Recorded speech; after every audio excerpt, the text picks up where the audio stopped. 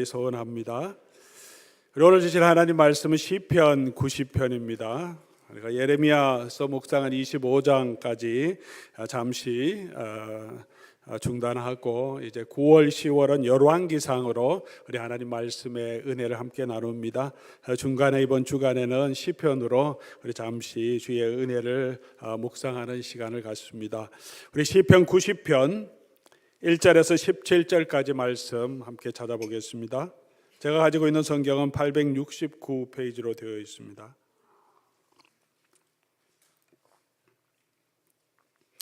찾으신 줄 알고 제가 받들어 하나님 말씀 읽겠습니다.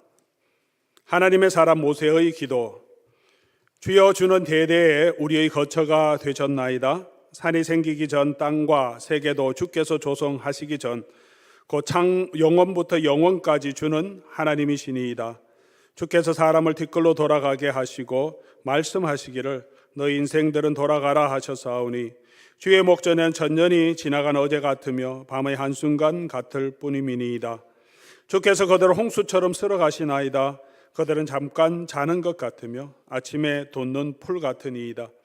풀은 아침에 꽃이 피어 자라다가 저녁에는 시들어 마르나이다.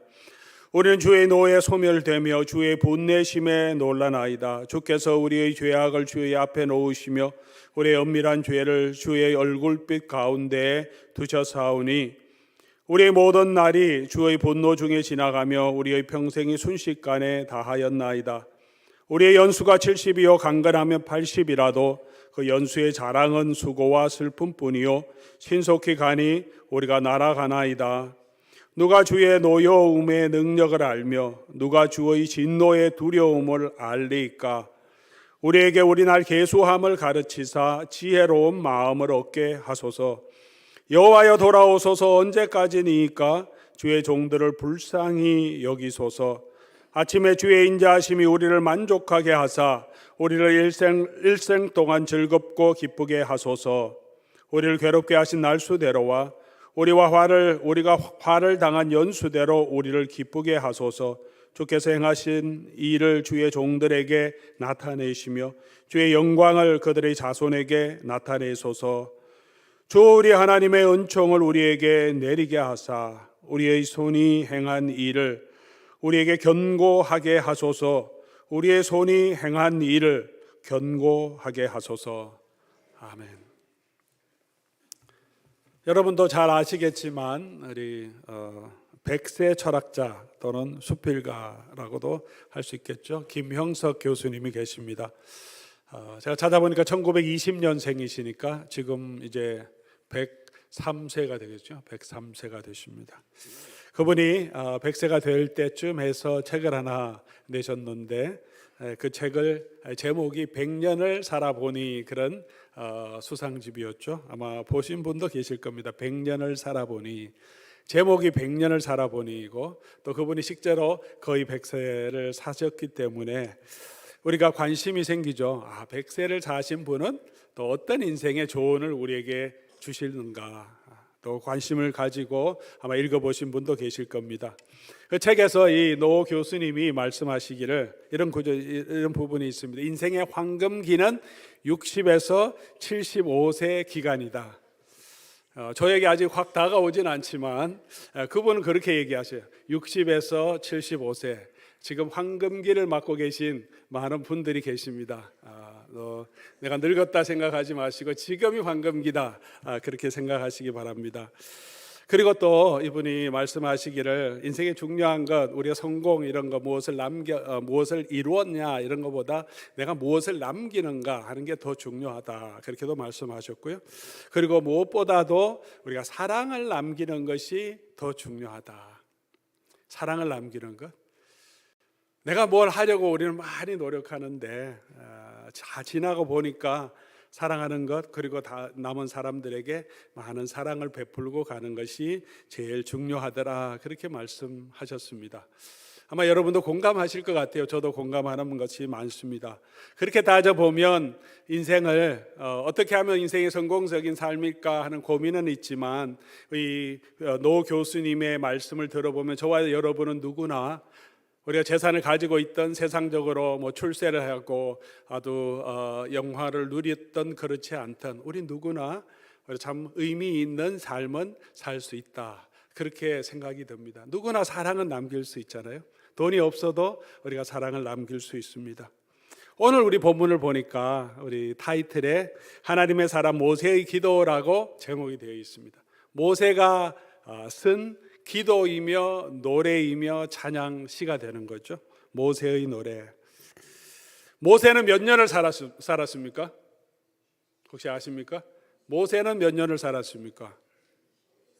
잘 모르시는 분도 계신 것 같은데 120년을 살았습니다. 우리 노 교수님 100년을 살아보니 이렇게 책을 내셨는데 120년을 살아본 모세의 이야기, 모세의 기도를 우리가 보고 있습니다. 내용을 보니까 모세가 언제 이것을 기록했을까 자세히 나와 있지는 않지만 인생을 돌아보는 이야기를 하는 걸 보니 아마도 인생의 마지막 부분에 우리 신명기에 나오는 모세가 이스라엘 백성들을 권면을 하고 축복하는 내용이 나오는데 그 언저리에 모세가 기록한 시가 아닐까 그런 생각이 듭니다. 120세를 살아본 모세는 저와 여러분에게 인생에 대해서 삶에 대해서 무엇을 말하고 있습니까? 단순히 이 모세의 말은 모세 자신의 경험에서 나오는 말이 아니라 하나님과 대면하여 알던 자였고 하나님이 주시는 감동으로 우리에게 주시는 또 말씀일 것입니다. 120세를 살아보니까 모세가 인생을 어떻게 이야기하냐면 덧없음을 이야기합니다. 솔로몬도 인생의 모든 것들 다 누려봤지 않습니까? 지식도 능력도 부도 모든 세상의 즐거움도. 그런데 솔로몬도 그의 인생의 말년에 이 세상에 있는 모든 것은 헛되고 아침 이슬처럼 밤 안개처럼 아침 안개처럼 다 지나간다. 그런 헛됨을 전도서에서 노래합니다. 오늘 우리 10절 말씀 우리가 잘 알고 또 인용하고 또 외우기도 하는 말씀인데요. 10절 말씀 우리 함께 보겠습니다. 우리 같이 한번 읽어보겠습니다. 10절 우리의 연수가 70이요 강건하면 80이라도 그 연수의 자랑은 수고와 슬픔뿐이요 신속히 가니 우리가 날아가나이다. 120세를 살아봐도 우리의 연수는 자랑할 것 없고 날아간다. 그리고 이 삶이 수고와 슬픔뿐이다 이렇게 이야기합니다. 너무 염세적인 그런 표현일까요? 우리 사랑하는 교우 여러분, 여러분은 여러분의 인생을 이때까지 살아오신 인생을 돌아보면 어떻습니까? 나의 인생은 너무 즐겁고 기쁘고 매일매일 행복하다. 그런 삶을 살아가고 계십니까? 아니면 모세가 한 이 말에 조금 수긍도 되고 공감이 되십니까? 인생을 살아보니까 참 수고와 슬픔뿐인 인생은 아닙니까? 모세는 이 수고와 슬픔뿐인 인생인 이유를 몇 가지 오늘 1절부터 우리 전반부에 이야기합니다. 왜 인생이 수고와 슬픔뿐일까? 10절 말씀에도 우리가 읽었지만 신속히 간이 날아간다. 세월이 날아가는 것처럼 순식간에 다 지나가니까 허망한 거죠. 인생이 덧없다 그렇게 이야기합니다. 지금 2023년이 지금 다 지나갔다고는 할 수는 없지만 8월이 끝나고 이제 다음 주가 노동절이죠. 노동절 휴일이 지나면 우리의 생각이 이제 연말로 갑니다. 곧 추수감사절이 다가오고 할로윈 이어서 추수감사절 다가오고 그럼 성탄절 되면 뭐 정신없이 다시 새해를 맞이해야 됩니다. 한 해가 거의 다 간 거죠. 그렇게 한 해가 또 지나갑니다. 우리 어르신들 연세 많으신 분들 아무래도 우리 젊은 사람들보다는 활동하는 활동이 다양하지는 않죠. 뭐 좀 단조롭다고도 할 수 있고요. 그렇게 단조로우면 하루가 너무 길고 1년이 너무 늦게 가고 그렇습니까? 그렇습니까? 이 세월이 빠르다는 게 어르신들이 얘기하시죠. 너무 빠르더라. 70세는 70마일, 80세 돼봐라 80마일로 간다 이렇게 얘기하시죠. 돌아보면 참 인생이 이렇게 빨리 흘러가는 것 같습니다. 저도 그것을 절실히 느끼는 것이 제 나이를 다 일부러 공개해 드릴 수는 없지만 제가 얼마 몇 년 지나지 않으면 제가 환갑입니다. 그걸 제가 생각하는데 제가 받아들일 수가 잘 없어요. 내가 환갑이라 아직 청년 같고 아직 어린 것 같은데 전혀 제 마음은 아직도 뭐 30대 같은데 뭐 옛날로 치면 환갑이면 거의 노년층으로 들어가는데요. 제가 그렇게 지금 좀 나이가 들어가고 있습니다. 이곳에 온 지도 지금 9년이 지나고 지금 10년 차로 들어가고 있습니다. 참 세월 한 세대 10년이라는 것이 이렇게 순식간에 지나가는구나 하는 것을 느끼게 됩니다. 그리고 그렇게 빨리 지나갈 것뿐만 아니라 다 티끌로 돌아간다, 그렇게 모세가 노래합니다. 3절 주께서 사람을 티끌로 돌아가게 하시니 흙에서 흙으로 가는 것이 인생이라고 우리 성경은 처음 부분에 기록해 주고 있습니다. 그러니 허무한 것이죠. 우리가 무엇을 이루었든지 어떤 영광을 얻었든지 결국은 지나가고 다 티끌이 된다는 것입니다. 어떤 영광을 누렸든지 어떤 권세를 가졌든지 결국은 사람 다 죽게 됩니다. 결국은 한 줌 흙으로 다 돌아가는 것이 인생입니다. 전도서의 저자인 솔로몬은 이런 인생의 허무함을 이야기하면서 그 중에 하나 이야기할 때 우리가 이 모든 것이 허무하게 느껴지는 것 중에 하나는 잊혀지기 때문이다, 그렇게 말합니다. 사람이 날 때가 있고 죽을 때가 있고 다 지나가는데 지나가고 나면 나를 기억해 주면 얼마나 좋습니까? 지금 살아있을 때도 내가 인정받을 때 우리가 참 보람이 있고 누구나 행복합니다. 그런데 지나가고 나면 우리가 다 잊혀진다는 거죠. 노년이 슬픈 것이 무엇입니까? 자꾸 잊혀지는 거죠. 사람도 이제 나이가 활동할 시기는 자꾸 밀려나고 다른 사람들이 활동하고 내가 옛날에 어떻게 했는데 내가 이렇게도 했는데 아무도 기억해 주지도 않고 관심도 주지 않습니다. 그래서 슬픈 것이죠. 우리 부모님들이 돌아가시면 자녀들이 슬퍼하고 뭐 자주 묘지도 찾지만 그러나 조금 시간이 지나면 자기 삶 바쁘고 자기 자녀들 키우는 일에 바쁘면 자주 기억하고 찾아가 뵙지 못하죠. 잊어버립니다. 우리 부모님들이라도 잊고 싶어 그런 것이 아니라 그냥 현재 삶이 급하고 해야 되는 일이 많기 때문에 기억할 수 있는 시간이 점점 줄어들죠. 우리 자녀들, 손주들까지 세대 가면 누가 우리가 저와 여러분이 묻혀있던 그 묘지를 누가 찾아오겠습니까? 손주들 때 되면. 그래서 아마 이 미국에도 묘지가 한 100년 정도, 우리가 사면 100년 정도 계약하고 100년 지나면 다 파버립니다. 오는 사람이 없으니까 잊혀진다는 거죠. 6절 말씀 보면 인생이 풀처럼 풀이 아침에 나서 꽃이 피고 자라다가 어떻게 돼요? 저녁이면 시들게 된다. 인생이 그거보다 조금 더 길긴 하지만 비슷한 인생의 사이클을 가게 됩니다. 여기도 꽃도 아름답게 있지만 너무나 아름답게 폈지만 계속 이렇게 있지는 않습니다. 한 주, 두 주 지나면 시들게 되고 마르게 됩니다. 저와 여러분도 마찬가지입니다. 우리가 늙으면 더 인격이 고우해지고 더 아름답고 성숙하게 되면 좋겠지만 그렇지 않을 때가 더 많습니다. 참을성도 더 없어지고 또 마음도 점점 더 약해지고 작은 일에도 더 섭섭해지고 판단력도 점점 흐려지고 또 말도 많은데 이 대화 흘러가는 분위기 잘 모르고 그냥 내 말만 많이 해서 이거 노인의 주책입니다 이런 소리도 듣게 돼요. 그러고 싶어 그런 것이 아니라 우리가 잘못돼서 그런 게 아니라 노화의 하나의 현상이죠. 우리 브레인 셀도 점점 죽어들고 판단력, 기억도 우리가 점점 둔화되기 때문에 어쩔 수 없는 상황입니다. 사는 동안에 실제로 모세가 경험한 것처럼 삶은 또한 수고와 슬픔이 많기 때문에 그렇습니다. 인생의 기쁨도 즐거움도 있지만 참 살다 보면 하나가 지나면 또 행복이 있을 것이라고 생각하지만 그렇지 않죠. 한 곱이 지나면 또 다른 일들이 또 생기기 마련입니다. 모세의 삶을 한번 생각해 보시죠. 120년을 살았는데 첫 번째 40년은 바로의 왕궁에 있었고요. 그 다음에 40년은 광야 들판에 있었습니다.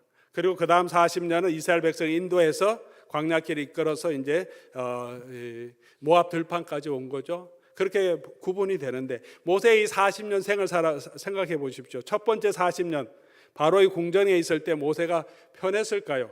정말 즐겁고 행복했을까요? 생각해 보십시오. 그럴 수가 없죠. 모세의 출생이 있는데, 출생의 비밀이 있는데 노예의 자식으로 강에 버려졌던 것을 공주가 보고 불쌍해서 구원했는데 다른 왕자들이 얼마나 괄실했겠습니까? 견제가 있었겠습니까?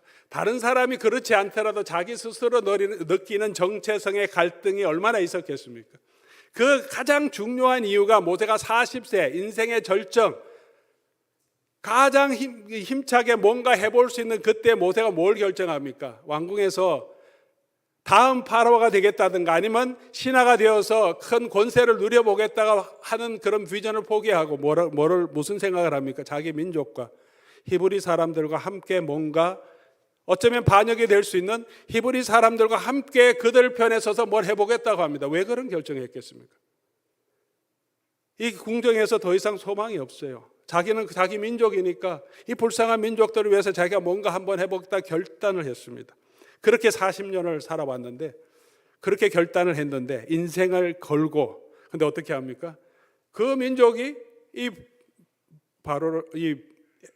모세를 배신하죠. 고자질해서 사람 쳐 죽였다.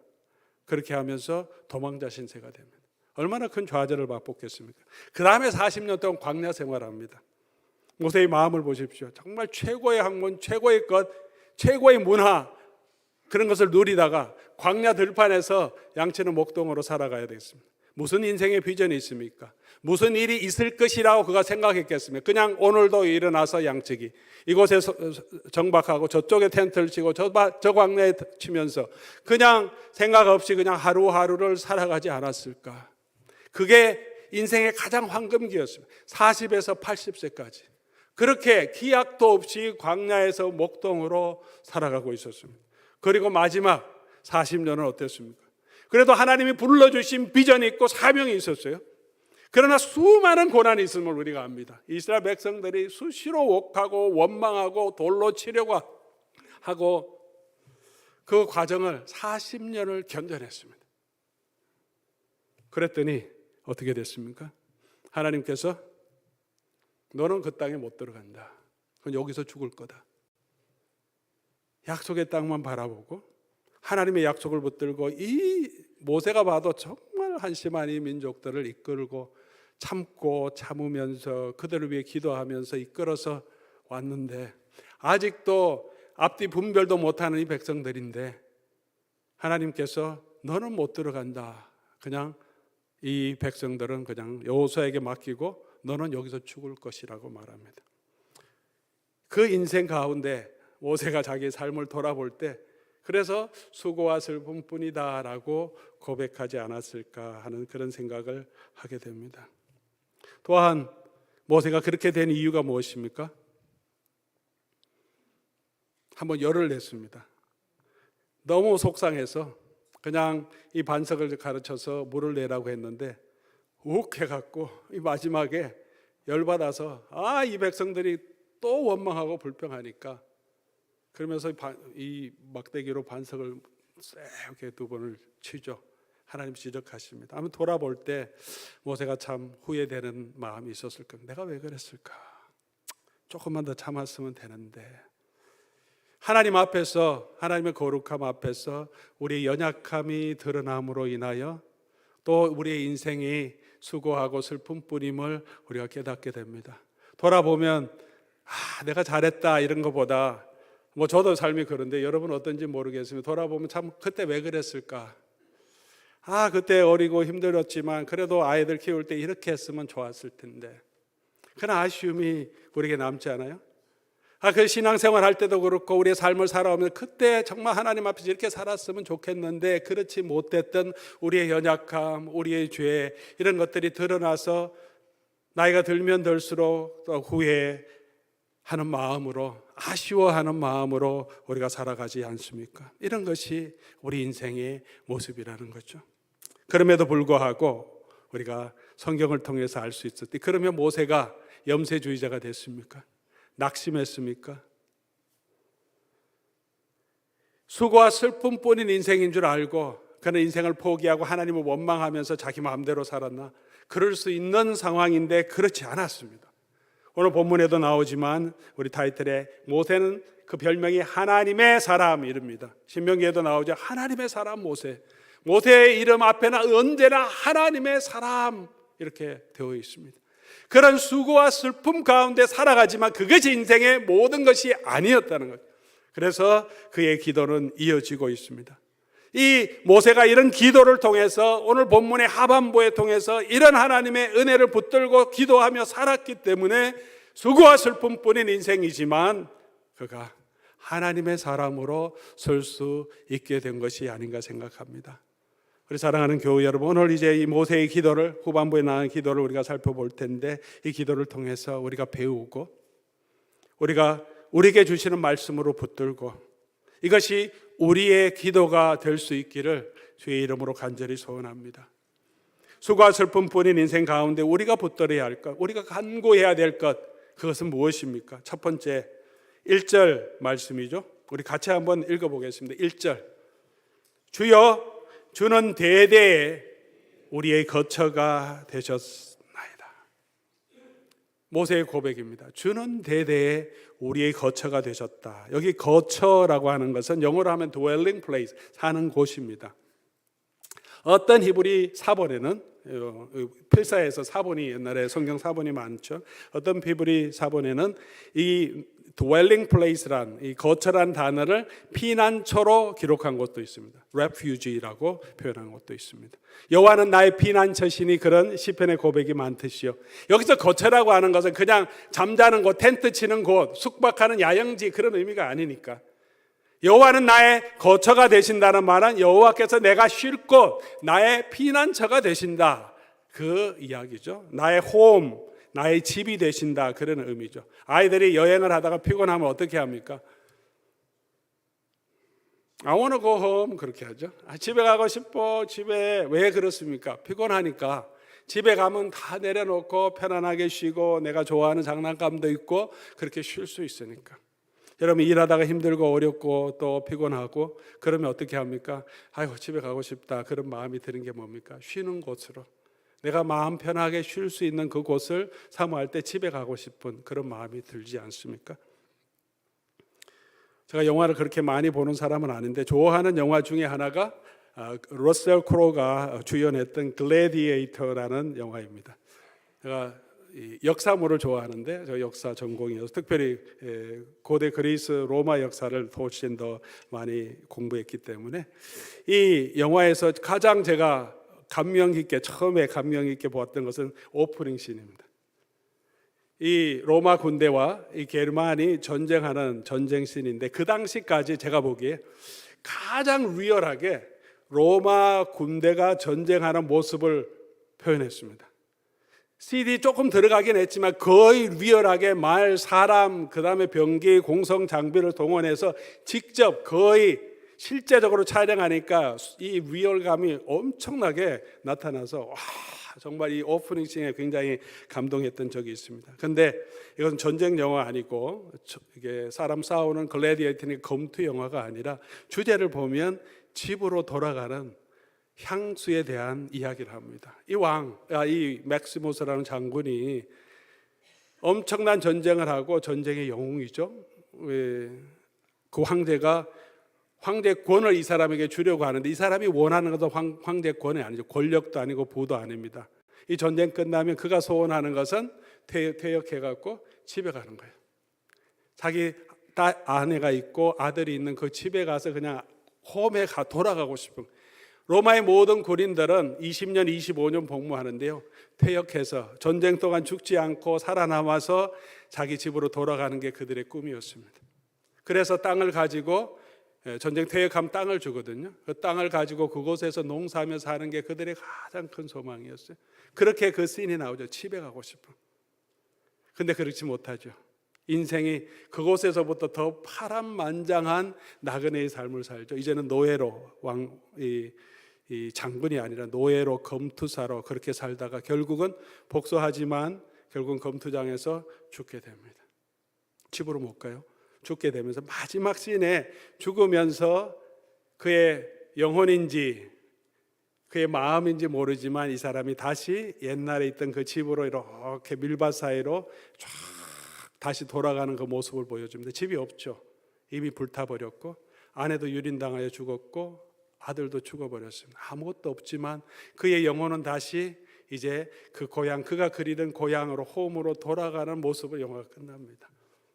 우리 인생에 가장 중요한 것이 이 늘 전투적인 인생을 살아가면서 우리에게 필요한 것이 뭐겠습니까? 이런 dwelling place, 이런 거처, 이런 집이 필요합니다.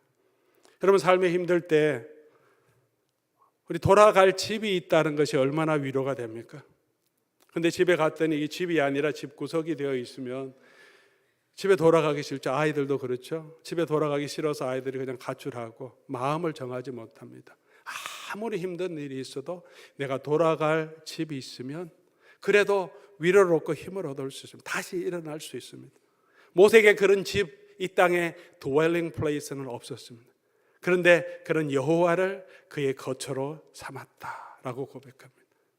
그것은 장소의 문제가 아니죠. 어느 곳에 있든지 그런 여호와와 함께 하나님과 동행하며 하나님의 성막에 들어가서 하나님을 만나는 삶이었습니다. 그렇기 때문에 그가 약속의 땅에 들어가지 못했더라도 그가 하나님을 원망하고 불평하고 인생을 좌절하지 않습니다. 왜? 이 지금까지도 여호와를 소망하며 여호와를 대면하며 여호와의 dwelling place, 여호와가 계신 그 회막에서 여호와를 만나고 있었고 그의 생명을 끝내시더라도 그런 여호와 앞에서 그 여호와와 함께 여호와의 dwelling place에 거할 수 있을 것이기 때문입니다.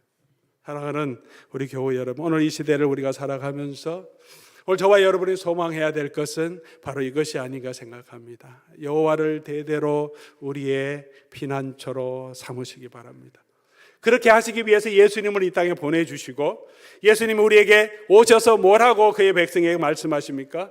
수고하고 무거운 짐진 자들아 다 내게로 오라. 내가 너희를 쉬게 하리라. 무슨 말씀입니까? 내가 너희의 안식처, 너희의 피난처, 너희의 위로, 너희의 평안이 되어주겠다고 약속해 주셨습니다. 죄 많은 이 세상은 내 집 아니네. 내 모든 보화는 저 천국에 있네. 저 천국 문을 열고 나를 부르네. 나는 이 세상에 정들 수 없도다.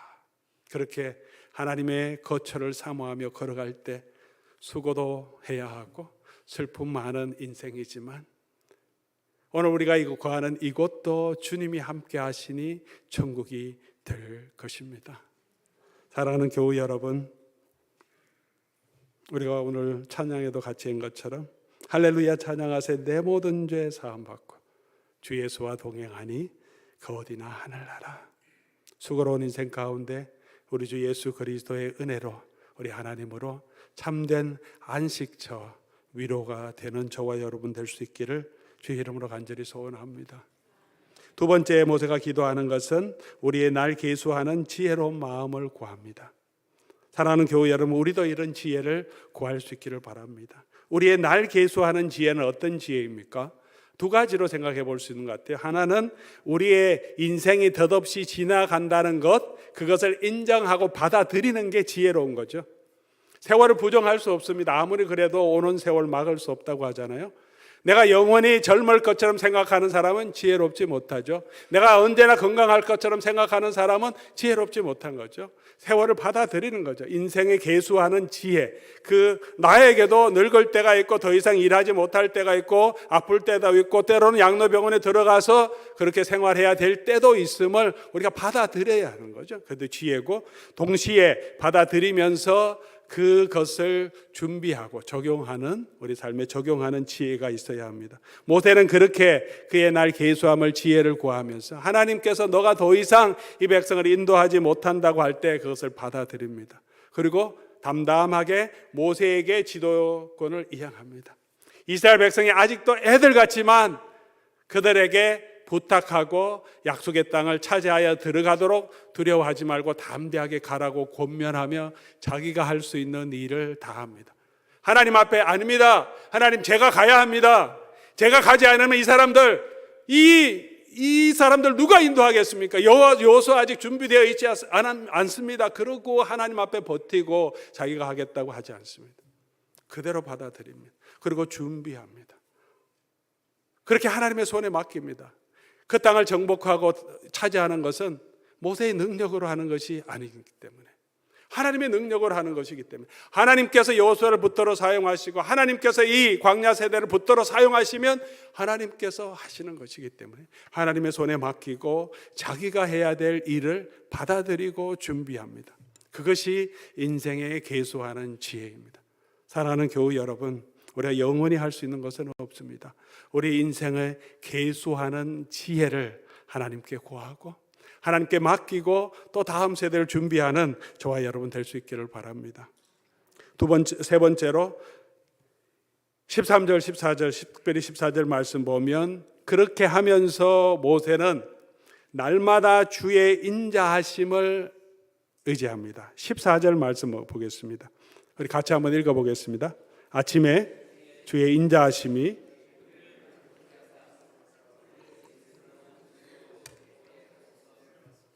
아침에 주의 인자하심이 우리를 만족해 하사 모세에게 적용하면 이 아침에도 내가 주의 인자하심으로 만족하게 해 주십시오. 그게 기도였습니다. 수고와 슬픔뿐인 인생이고 또 하루를 시작해야 되고 또 이 백성은 이 광야에서 어떤 일이 내게 닥칠지 모르고 이 백성이 또 어떤 반역한 행동을 할지 모르고 내 마음을 아프게 하고 속상하게 할지 모르지만 모세가 기대하는 것은 오늘도 아침에 주의 인자하심을 소원합니다. 사랑하는 우리 교우 여러분, 우리 매일매일 아침 우리 인생의 계획대로 가지는 않고 또 수고한 인생을 지나가야 하지만 우리가 기도해야 될 것이 무엇입니까? 오늘 이 아침에도 하나님의 인자하심이 나와 함께 하시기를 구하는 저와 여러분 되면 좋겠습니다.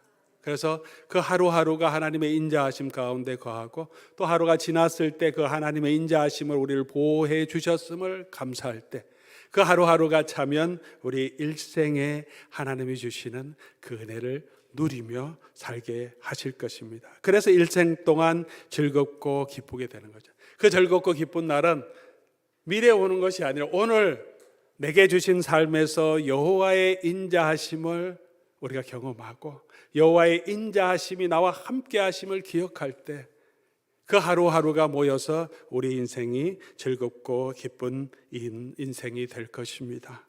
사랑하는 교우 여러분, 우리 날마다 오늘도 주의 인자하심이 나와 함께 하심을 믿고 그 인자하심이 함께 하기를 구하며 오늘 하루도 걸어가는 저와 여러분 될 수 있기를 바랍니다. 그리고 이 모세가 기도하는 것은 주의 행하실 일과 영광이 나타나기를 기도합니다. 16절이죠. 주께서 행하실 일을 주의 종들에게 나타내시며 주의 영광을 그들의 자손에게 나타내소서. 오늘 이 시대에도 다음 시대에도 하나님께서 하나님의 영광을 나타내 주시기를, 나는 내 삶이 다하고 나의 사명이 다하고 더 이상 할 수 있는 그런 시간적인 여유와 기회는 내게 없더라도 주께서 주의 일을, 주의 영광을, 주의 능력을 계속해서 나타내 주시기를 주께 간구합니다. 내가 다 할 수 없습니다. 내가 다 할 수 없으며 내가 다 책임질 수 없습니다. 우리 자녀들도 내가 다 책임질 수 없습니다.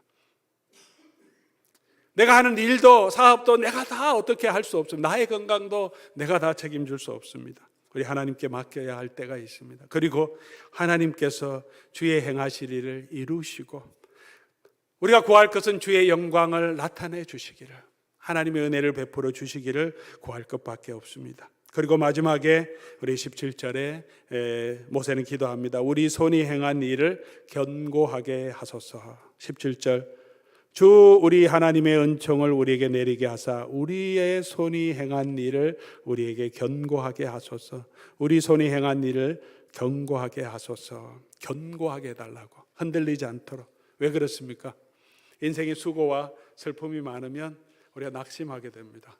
그러면 어떻게 됩니까? 낙심한 표시가, 증거가 무엇입니까? 하고 싶은 일에 대한 욕구가 사라지죠. 일을 아무것도 안 하고 싶습니다. 다 놓아버리고 싶죠. 동기가 생기지 않는 거죠. 때로는 예배도 힘들고 봉사도 힘들고 선교 이렇게 얘기해도 그냥 낙심돼서 더 이상 하고 싶지 않아요. 그래서 모세가 기도하는 거죠. 그런 수고와 슬픔이 있지만 우리 손이 행한 일을 견고하게 하소서. 인생에 고난이 있지만 사도 바울은 이 고린도에 있는 성도들에게 15장 마지막에 이렇게 말합니다. 견고하여 흔들리지 말고 주의 일에 더욱 힘쓰는 자들이 되라. 주 안에서 하는 수고는 헛되지 않다고. 사랑하는 교우 여러분, 여러 가지 어렵고 힘든 수고와 슬픔 우리에게 있지만 우리가 하는 일들을 견고하게 하도록 우리 하나님께 간구해야 합니다. 내 믿음이 흔들리지 않도록, 내 수고가 흔들리지 않도록, 내 예배가 끊어지지 않도록 우리 하나님 앞에서 내가 하는 이 일을 끝까지 행할 수 있도록 내 손이 하는 일을 견고하게 하소서 우리 간구해야 합니다. 저도 인생을 살아오면서 특별히 내 목회를 또 이민교회 목회를 시작하면서 여러 가지 어려움이 있을 때마다 하나님께서 저에게 주시고 격려해 주시는 말씀이 있습니다. 이사야서의 말씀이죠. 두려워하지 말라, 내가 너와 함께함이라. 놀라지 말라, 내가 내 하나님이 됨이라. 내가 하나님이 아니고 하나님이 함께 하시고 하나님이 내 하나님이 되어주시고 이 목회의 이 교회의 주인이 되어주시고 내 인생의 주인이 되심을 다시 기억하게 하시고 또 그렇게 기억하고 붙듭니다. 주께서 함께 하신, 내가 너와 함께 하겠다. 지금 상황 내가 어떻게 할 수 있는 상황이 없지만 주께서 함께 하시면, 주께서 이끌으시는 대로 오늘도 하루 걸어가다 보면 하나님께서 일을 해결해 주시고 하나님이 하신 일을 많이 보게 해 주십니다. 사랑하는 교회 여러분, 저와 여러분의 삶도 우리가 주님께 맡기고 어떤 어려움이 있더라도 슬픔과 수고가 있지만 내가 너와 함께 하시다 하는 이 약속을 붙들고 오늘도 믿음으로 걸어가는 저와 여러분 될 수 있기를, 그리고 우리 손이 하는 이 일에 낙심하지 말고 하나님 우리를 견고하게 하소서, 우리를 붙들어 주시옵소서 하면서 믿음으로 하루하루 걸어가는 저와 여러분 될 수 있기를 주의 이름으로 간절히 소원합니다. 그렇게 걸어가면 하나님께서 저와 여러분들도 하나님의 사람으로 세워주실 것입니다. 우리 오늘 말씀 생각하시면서 우리 찬송하고 한번 기도하는 시간 가지면 좋겠습니다. 우리 잘 아는 찬송인데, 주 사랑이 나를 숨쉬게 해 세상 그 어떤 어려움 속에도 주 은혜로 나를 돌보시며 세상 끝날까지 지켜주시네. 다시 한번 우리 지켜주시는 하나님을 소망하며 우리 함께 찬송하고 기도하겠습니다.